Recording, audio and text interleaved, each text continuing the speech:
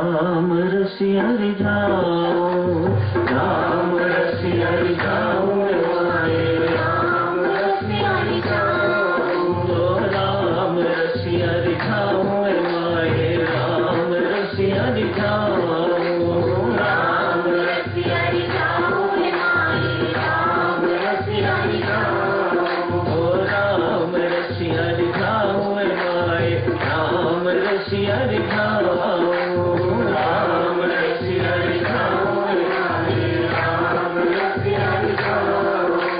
मोअबला पर कृपा कीजिए, मोअबला पर कृपा कीजिए, मोअबला पर कृपा कीजिए, मोअबला पर कृपा कीजिए। गुण गोविंद के गाँव में माए, राम रसिया रिझाओ, राम रसिया रिझाओ, राम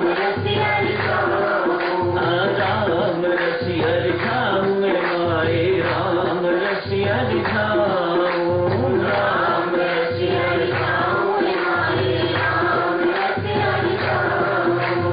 करूं कीर्तन में प्रीतम आगे, करूं कीर्तन में प्रीतम आगे, करूं कीर्तन में प्रीतम आगे, करूं कीर्तन में प्रीतम आगे। तो प्रीतम पद पाऊं माए, राम रसिया रिझाओ, राम रसिया रिझाओ माए, राम रसिया रिझाओ, राम रसिया रिझाओ माए, राम रसिया रिझाओ, राम रसिया रिझाओ माए, राम रसिया रिझाओ, राम रसिया रिझाओ माए, राम रसिया रिझाओ, राम रसिया रिझाओ माए, राम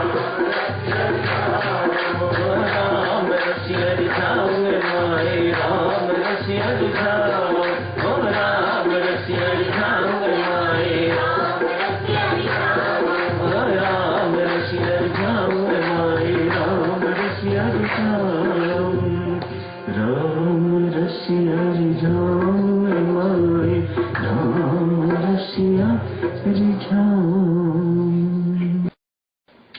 मेरे सज्जनों, सिमरन की चर्चा चल रही है। 9वां अध्याय चल रहा है। आज 20वें श्लोक से शुरू किया गया था। बीच में 22वां श्लोक, बहुत महत्वपूर्ण श्लोक 9वें अध्याय का, कल से शुरू करेंगे चर्चा। साथियों, इसकी आज प्रयत्न करते हैं जो सिमरन की चर्चा शुरू हुई है वह आज समाप्त हो जाए। सिमरन देवी सज्जनों उसी का होता है जिससे प्रीति हो। प्रीति यदि आपकी संसार से है, परिवार से है, तो परिवार का सिमरन होगा, संसार का सिमरन होगा। प्रीति यदि परमात्मा से है तो परमात्मा का सिमरन होगा। पार्थ, तू मेरा स्मरण करता हुआ युद्ध कर। गीताचार्य भगवान श्री कृष्ण पार्थ के माध्यम से हम सबको उपदेश देते हैं, नित्य स्मरण करते रहो, सतत स्मरण करते रहो, नित्य स्मरण, निरंतर स्मरण, सदा स्मरण करते रहो, ताकि अंत समय जो मेरा स्मरण करता हुआ देह को त्यागता है पार्थ, वह मुझे प्राप्त होता है, इसमें कोई भी संदेह नहीं। पुष्ट किया है गीताचार्य ने, इसमें कोई संदेह नहीं है, there's no doubt about it। जो मेरा स्मरण करता हुआ देह को त्यागता है, ये कैसे हो? पूर्व अभ्यास के बिना अंत समय स्मरण हो, ये संभव नहीं है। मानो जिंदगियों का पूर्व अभ्यास चाहिए, तो अंत समय परमेश्वर का स्मरण करता हुआ व्यक्ति देह को त्यागता है, बस जीवन सफल हो गया। मानो वह अंतिम क्षण बहुत महत्वपूर्ण है। जैसे आप स्टूडियो में जाते हैं या कहीं बाहर भी फोटो खिंचवाते हैं, तो फोटोग्राफर कहता है स्माइल प्लीज, तो आप हंसते हो तो फोटो हंसती हुई आ जाती है। उस वक्त मुखड़ा मायूस है, रोता हुआ है, तो फोटो रोती हुई मायूस फोटो आती है। जैसा उस वक्त आपका मुखड़ा होता है, उस वक्त आपकी फोटो वैसी तो आ जाती है। परमेश्वर भी ऐसा ही कहते हैं, अंत समय मेरा स्मरण करता हुआ तू देह निस्संदेह मुझे प्राप्त होगा, इसमें बिल्कुल भी संशय करने की जरूरत नहीं। तो जिंदगी का अभ्यास क्या है? यही ना, ताकि इस प्रकार का सिमरन जिंदगी भर चले है, ताकि अंत समय मुख से राम निकले, परमात्मा का स्मरण हो, बस जीवन सार्थक हो गया, जीवन सफल हो गया। प्रीति तो साधक सिमरन प्रेम प्रधान हुआ, इसके पीछे प्रेम है। प्रेम तो निराकार है, इसका साकार रूप है सेवा। आज दूसरा शब्द सिमरन के साथ और लगाते हैं, जीवन का पूर्णत्व, जीवन की पूर्णता कब प्राप्त होगी? जब सिमरन के साथ सेवा होगी। याद रखो भक्तजनों, अकेली सेवा आप गुरुद्वारे की करो, मंदिर की करो, संसार की करो, किसी की भी करो, वह आपको मुक्ति प्रदान नहीं कर सकेगी। उसे सिमरन का बल मिलना चाहिए, उसे परमात्मा की कृपा का बल मिलना चाहिए, उसे ध्यान, भजन इत्यादि का, जप इत्यादि का बल मिलना चाहिए, तो जीवन में पूर्णता आएगी।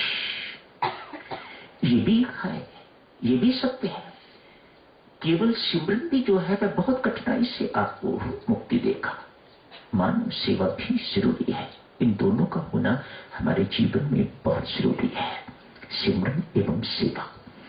आपने भी सेवा शब्द अच्छा नहीं लगता तो कोई बात नहीं, आप इसे कर्तव्य पालन समझो। सेवा अर्थात जो परमात्मा ने आपको कर्तव्य दिए हैं, अच्छी पत्नी बनना है, अच्छी बहन बनना है, अच्छी सास बनना है, अच्छी पुत्री बनना है, अच्छे डॉक्टर बनना है, अच्छे इंजीनियर बनना है, अच्छे गृहस्थ बनना है, अच्छे ऑफिसर बनना है, अच्छे पिता बनना है, अच्छे पुत्र बनना है, अच्छे जमाई बनना है। ये सारे के सारे कर्तव्य देवी परमात्मा ने हमें दिए हैं, हम अपनी मर्जी से नहीं बने हुए। परमात्मा ने हमें कर्तव्य दिए हैं और वह हमसे अपेक्षा रखता है कि ये सारे के सारे कर्तव्य दायित्व व्यक्ति सही ढंग से निभाए। अन्यथा जैसे बच्चा किसी भी सब्जेक्ट में फेल हो जाता है तो उसकी रीअपियर आ जाती है, कंपार्टमेंट आ जाती है, आपको इस सब्जेक्ट में फिर अपीयर होना पड़ेगा, तो पुनर्जन्म। परमात्मा के घर का रीअपियर अर्थात पुनर्जन्म। जाइएगा, जो कर्तव्य आपको दिया था आपने उसे पूरी तरह से नहीं निभाया, अभी आप मेरी सेवा के योग्य नहीं हो। मैंने जिनकी सेवा के लिए आपको भेजा था आपने उन्हीं की सेवा अभी नहीं करी, तो मेरी सेवा के आप योग्य नहीं हो। जाओ, फिर जाके चक्कर लगाओ, पुनर्जन्म होता है। जाओ, जहां जहां जिन जिन विषयों में आप फेल हुए हो उन विषयों को पास करो, पास करके तो फिर मेरे पास आओ, तब पुनर्जन्म नहीं होगा, तब आप मेरी सेवा के योग्य हो जाओगे। आज के लिए सज्जनों सिमरन एवं सेवा की चर्चा करते हैं। क्या करता है ये सिमरन एवं सेवा हमारे जीवन में? सर्वप्रथम मन के शुद्धिकरण का सर्वोच्च एवं सुगमतम साधन, अमोघ साधन सिमरन एवं सेवा। हम सब सिमरन एवं सेवा के उपासक हैं, हमारी साधना सिमरन एवं सेवा की। हाँ, इसके साथ जो सेवा के क्षेत्र में उतरेगा, यदि वह संयमी नहीं है तो मार खाएगा, गिर जाएगा, पतन को प्राप्त होगा। इसके साथ दो शब्द और लगा लो तो साधना पूरी हो जाती है। सिमरन, सेवा, संयम, ये कहां से प्रेरणा मिलेगी? फिर चौथा शब्द भी स अक्षर से शुरू होता है जिसे सत्संग कहा जाता है। तो ये चार शब्द याद रखो देवियों, सज्जनों, हमारे जीवन में पूर्णत्व की प्राप्ति इन्हीं से होती है। सिमरन, सेवा, संयम एवं सत्संग, ये चार शब्द जीवन की पूर्णता देने के लिए बिल्कुल सक्षम है, पर्याप्त है। मन का शुद्धिकरण सिमरन एवं सेवा से। आज साधक एक युवक बाबा नानक के पास आया। बाबा नानक से प्रश्न करते हैं, बाबा एक बात बताओ, मुझे बहुत बड़ा संशय है। इस संतों महात्माओं के विषय में इतना कुछ शास्त्रों में लिखा है, इतना कुछ संसार कहता है, क्या ये सत्य? बाबा से प्रश्न।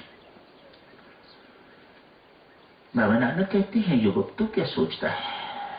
तू अपनी बात पहले बता, तू इन संतों के बारे में क्या सोचता है? युवक कहता है, मैं सोचता हूं ये धरती पर बोझ है, पशुवत जीवन व्यतीत करते हैं, दूसरों का खाना खाते हैं, दूसरों पर निर्भर रहते हैं, इनका अपना जीवन कुछ नहीं, धरती पर बोझ है।